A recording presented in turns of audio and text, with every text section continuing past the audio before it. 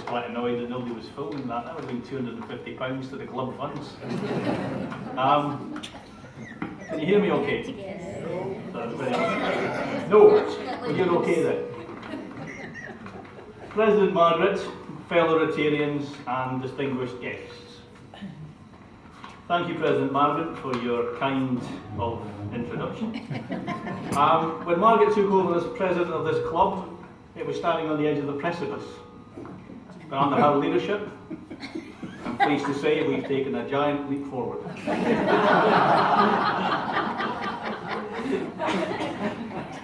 I still remember my first visit to Eastwood Rotary. The club at that time met at Whitecraig's Golf Club, and I didn't know the area too well. I stopped at a local newsagent and asked him what was the quickest way to Whitecraig's Golf Club. And he asked me, are you walking or are you driving? I said, I'm driving. He said, well, that's the quickest way. I last delivered this address to the Lassies, actually here with Eastwood Rotary Club in 1999.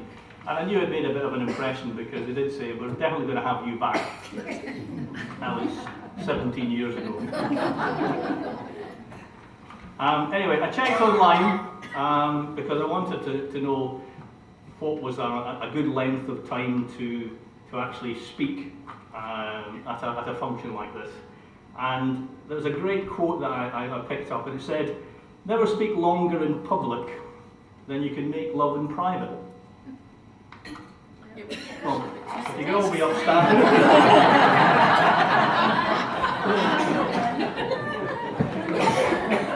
No, actually, I'll be speaking most of this evening. Maybe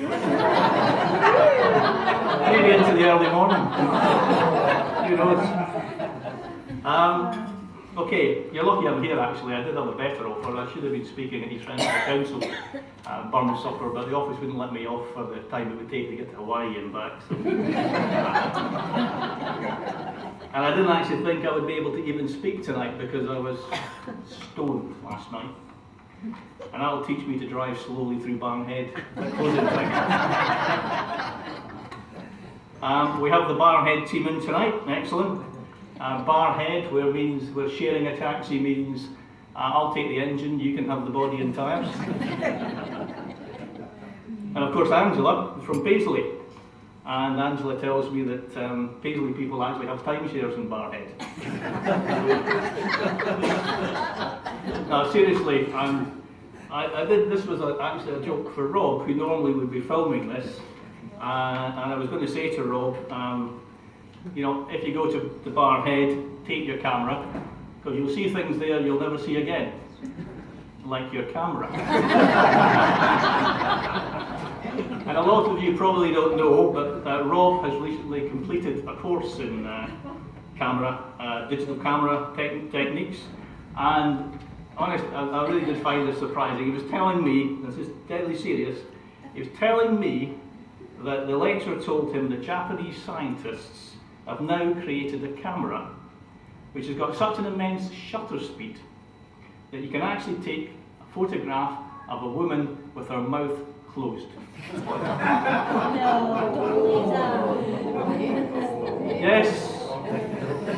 Yes, this is the toast to the Lassies. And yes, that is an example of what the Lassies should expect. It's a toast full of patronising put-downs and misogynistic comments. And for those of you unfamiliar with that word, patronising means to talk down to. All of which flies in the face of the man that was Robert Burns, because when it came to the Lassies, he was neither a patroniser nor a misogynist. As he said so eloquently about the Lassies, we slick it. No, he was very flattering. The wisest man the world there saw, he dearly loved the Lassies of it. And yet, while Burns professed to understand women, I would be surprised if the vast majority of the gentlemen in this room would say bafflement is a better description of our relationship with the ladies. Take conversation. Why do we even try? Now take examples. We're sitting watching a TV quiz show. She suddenly turns to you and she asks, "What's a metaphor?" So you say, "My life's a train wreck."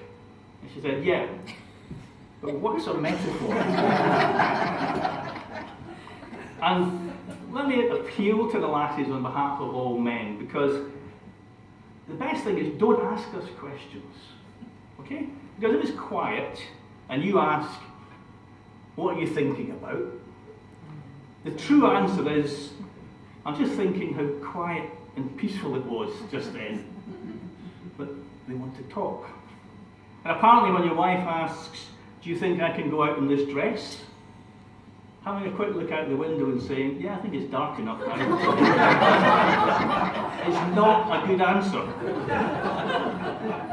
Because we men know that if we are asked a question to which we truly do not know the answer, that in no way whatsoever means that we won't come up with the worst possible answer to that question. That's what we do. And many, what we'll call them relationship therapists, they'll tell us that there are ways that we can avoid these altercations and fix our relationship, very simple ways. Things will improve if we men face up to the challenge known as the 3 little words. Those 3 magical little words which we just have to use more often. So we should practice this, men. Let's repeat after me. I don't know. And you know, men, it's really not a fair or balanced relationship. You know, if the man has a question, the woman doesn't know or want to answer, they just have to say, "I've already told you." And we have no idea if they're telling the truth or not. Any conversation with a woman will usually put you on dangerous ground. If any of you men do happen to stay out a bit late, a bit later than usual, rolling at 2 in the morning, well, isn't it nice that the women folk have made the effort to wait up for us, to give us the opportunity for more conversation? One of our members, I'll not name him, rolled in late to find his wife demanding, "I want the truth and an explanation." To which his jokey, "Well, you can't have both," went down quite badly. And when she then asked, "And why are you home half drunk?" "Because I ran out of money." Equally bad answer.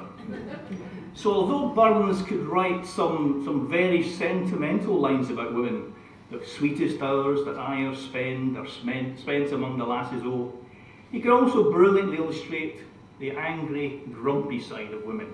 Because we men do occasionally notice that our women folk can be a bit moody. You remember Kate and Tam O'Shanter, our sullen, sullen dame, gathering her brows like gathering storm, nursing her wrath to keep it warm. Yes, they can get quite grumpy, and that's another mystery that we just have to cope with. We tiptoe through this menopausal cycle, then find ourselves rushing furiously through the heat wave years, and then praying that normality will return. And meantime, anything can suddenly become stressful. Christmas can be stressful. Ordering presents, worrying when they'll arrive. Our classes get all worried about that and grumpy, and woe betide anyone who upsets them.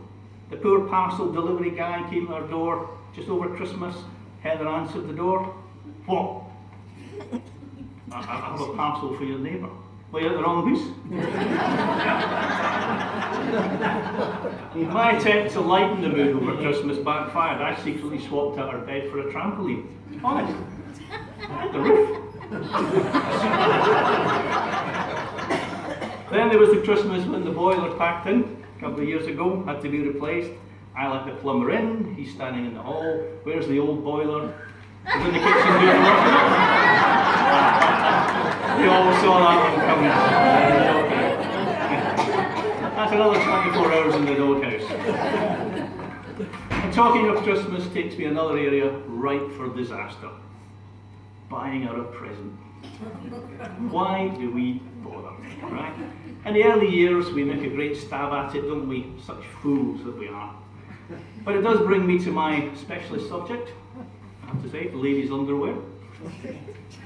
And particularly I'm proud to say the brassiere. Have any of the men ever thought what a good idea it was to go out and buy their partner a bra for Christmas? If you've done it once, you'll never do it again. The first time I entered the lingerie section of a well-known store, I have to be honest, I was confused. Frankly, quite shocked at the range of bras available. Ann Summers probably wasn't the best place to go. So before I injured myself, I swapped S&M for M&S. And even there, the lady watched with a wee smile on her face as I hesitated amidst the sea of bras. Can I help you? I want to buy a bra for my wife. What size is she? 5'1.5". There are various sizes, she says. A, B, C, double D, D, E, F, G, H. Who came up with that? Okay. But this is my specialist subject now. I've looked very carefully into bras. And here's my take on it. The thinking man's guide to bra sizes, if you like. A means almost. B, barely there. C, can't complain. D means dong. D means double dong. E means enormous. F means fake. G means get a reduction. And H means help me, I've fallen over and I can't get up. However, if size isn't bad enough, this lovely lady in M&S asked me, what type of bra? Again, waving helpfully at the array of bras around me, again took pity on me, and I learned the next big secret of bras, because there are actually 4 types. There's a Catholic bra, the Salvation Army bra, the Presbyterian bra, and finally there's the Baptist bra. So which one would Sir prefer? Totally confused now, I have to clearly ask for an explanation. Well, she said, very simple. Catholic bra supports the masses. Salvation Army bra lifts the fallen. The Presbyterian bra keeps them staunch and upright. While the Baptist bra makes mountains out of molehills.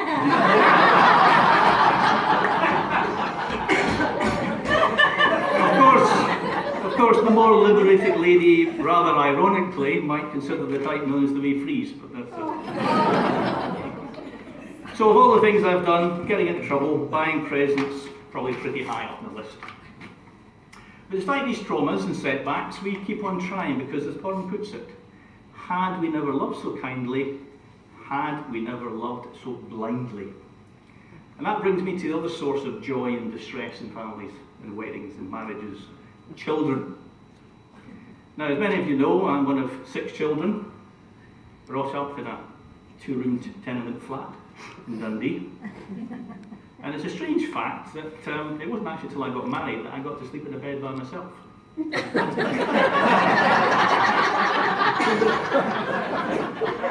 But as we're talking childish things, I mustn't forget to say a few words of welcome to Catherine Stewart, who will be replying to this toast.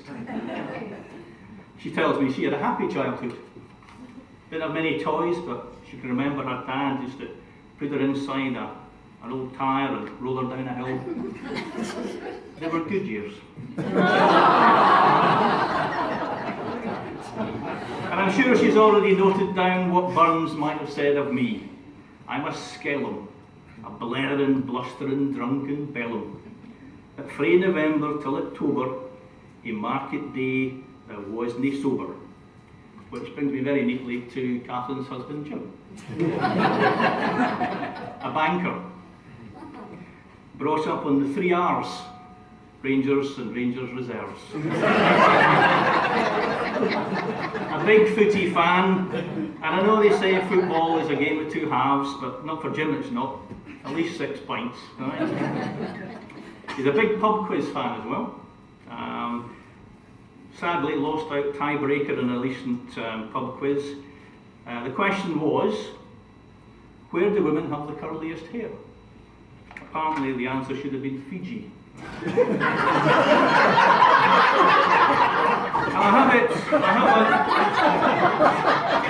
I have it on good authority that at school, Jim's nickname was Duvet.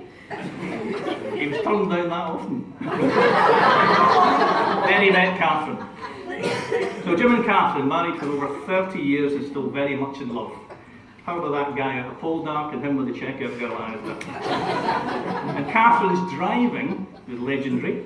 And how she passed her test remains a complete mystery to most of us. I know that when she was asking her theory test, name a common road sign, she said, pick your own strawberries. And just by the way, Catherine, because they're called speed bumps, that's something completely different. Take me back to that in the summer thing. Just because they're called speed bumps, that doesn't mean you actually speed up. So now, no doubt in her reply, Catherine will come up with stories from our times away at Rotary events. And she might forget to mention, though, the time when we were so bored at a Rotary conference in Birmingham that we sneaked out together one evening into the play park next to the hotel. Now, a word of warning to everyone, never, ever, ever let Catherine persuade you to play on the seesaw with her. I was up there for hours.